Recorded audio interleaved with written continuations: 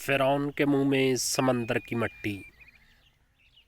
इब्न अब्बास फरमाते हैं कि मोहम्मद सल्लल्लाहु अलैहि वसल्लम ने फरमाया, एक दिन जिब्राईल अलैहिस्सलाम मेरे पास आए।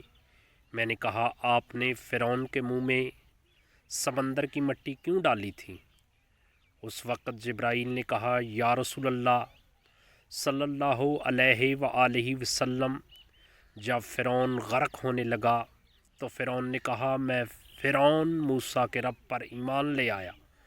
उस वक्त मैंने बड़ी जल्दी से फ़िरौन के मुंह में समंदर की मट्टी डाली, कहीं ऐसा न हो कि फ़िरौन कलमा पढ़ के अल्लाह की रहमत के साए में आ जाए।